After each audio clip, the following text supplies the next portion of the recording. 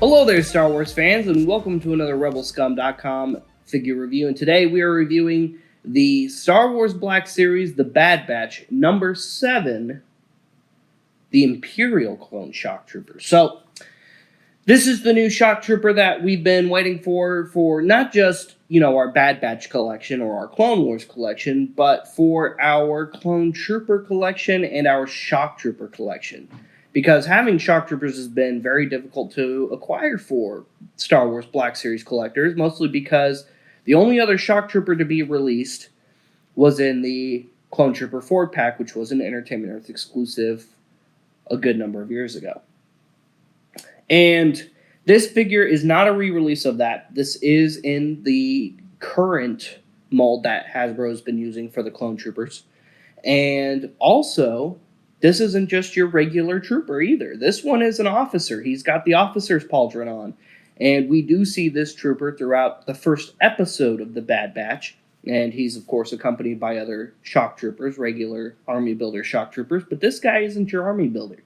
And I'll get into that as the review goes on, of course. So here he is. He's got his accessories. He's got a couple of blasters.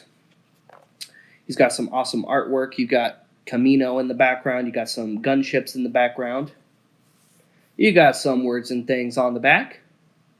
And that's pretty much it for the box.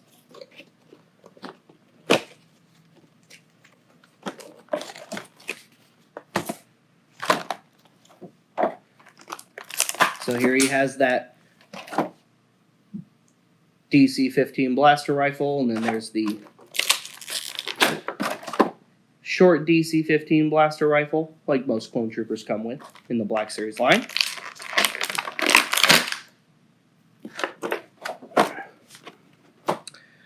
Fully articulated. Again, this is the same figure mold with the addition of the pauldron. And so here's what I mean by saying he's not just your generic army builder. The pauldron is not removable on its own, meaning it's actually attached to the figure. You can't just pop the head off and then just slide it over the neck joint. It's actually glued to the torso of the figure. So without actually damaging either the pauldron or the figure, you can't actually get it removed. So this one isn't just a stand-in placeholder for this figure, which again is the 4-pack figure. So if you don't have the 4-pack figure, and it is a completely different trooper. Again, this is not just I missed out on the 4-pack one. I'm going to get this one instead. I mean, yes, of course, you could still do that. He's not a named clone. He's just a clone trooper with the pauldron, really. But if you're just trying to have him in place of him, while he could be a good placeholder, he is not the same figure. So he's got those newer elbow joints in comparison. So this one has the double elbow joints, the double knee joints. This has, of course, those new single elbow joints where you've got that bit of plastic in the middle. And you got to be careful on these molds because this little bit of plastic can break on either end, either right here or on the inner side. So just watch out for that because it does pinch as the elbow articulates. But he's got those new single jointed elbows, of course, like the rest of the new figures do. Head is on a ball joint, and there's an inner neck joint. There's an inner shoulder joint, kind of like that butterfly joint right there where the shoulder connects. You got those full articulated shoulders.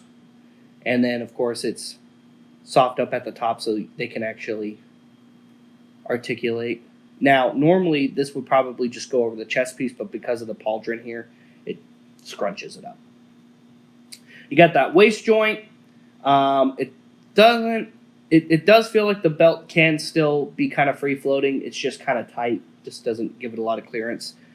Hips, just at that upper thigh joint, of course, so you can rotate those legs. Again, the original figure had those double-jointed knees. This one has those single-jointed knees, and same issue as here at the elbow. You got to be careful with that. Right here, you could break this piece of plastic. I know I've broken it on at least one of my clones with the new mold, so just be careful with that. And then, of course, it's got the ankle joints. Really, really nice. I like how the red's a little bit I like how the red's a little bit brighter on this figure than it is on the red of this figure. It is a slightly different shade of red plastic. He can, of course, hold either blaster rifle. Since I have the other one holding the long blaster rifle, I'll give him the short blaster rifle. How about that? So he can, of course, hold his blaster rifle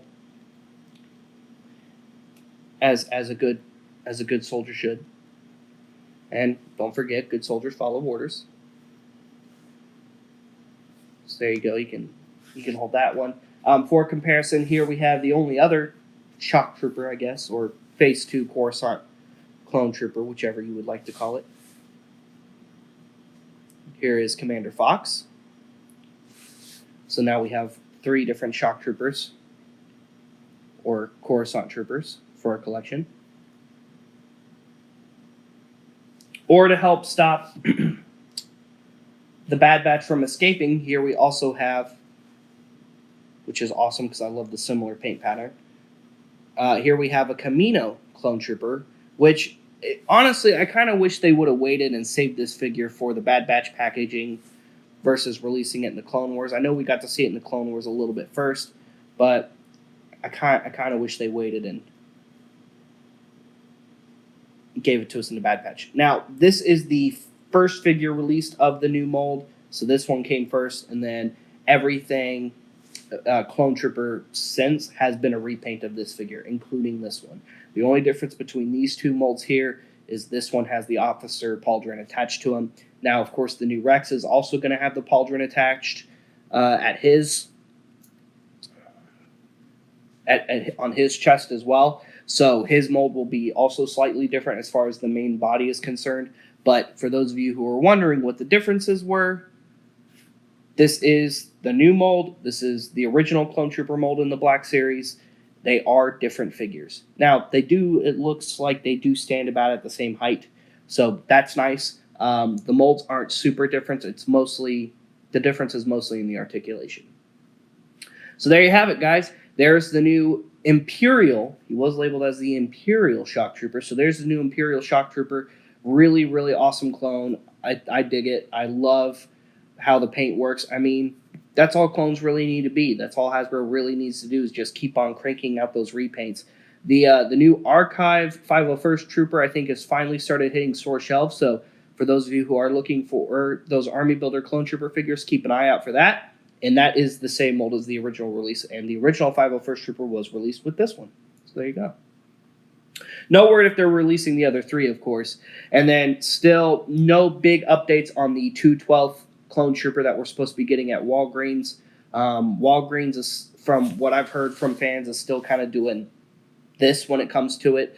Hasbro is also still kind of doing this when it comes to it.